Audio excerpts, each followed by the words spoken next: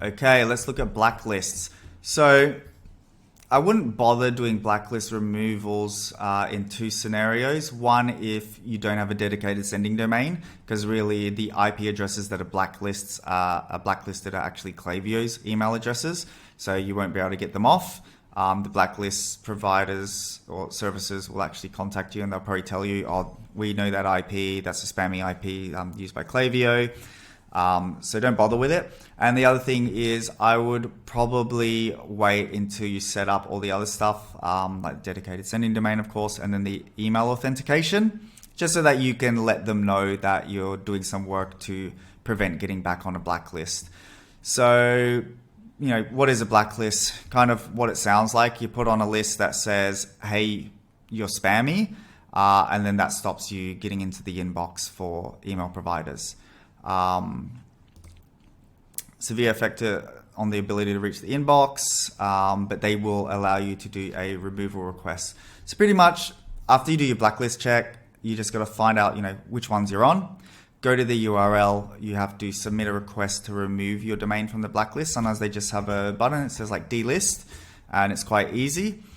Sometimes it's not so easy. So like Sorb's blacklist, every time we've tried to do it, like one, you have to make an account, and then two, we've tried to delist, and then it'll always say you're not authorized to delist.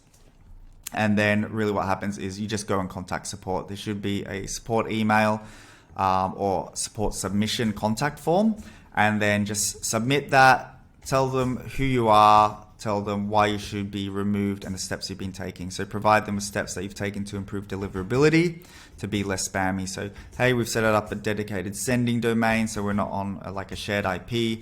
We've set up our email authentication. We've gone ahead and cleaned the email list. We've started to do better segmentation, so we're not sending emails to unengaged contacts, things like that. So let's have a look here, right? So, you know, the spam core here.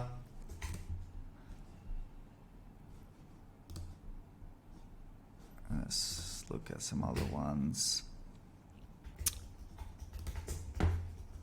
Okay.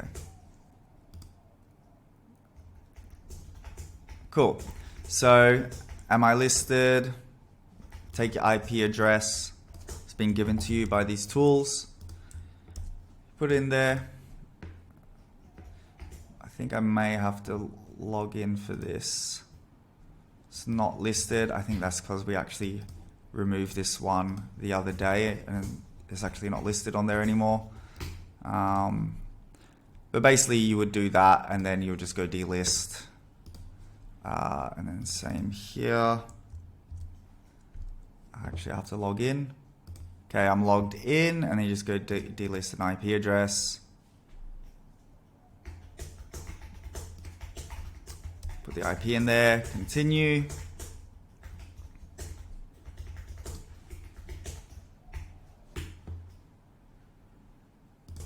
Comes to here.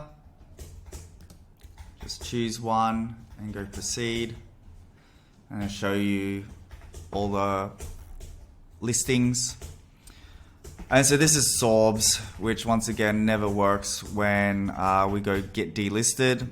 So, I mean, you can try that, but we will go to open a support ticket about this listing.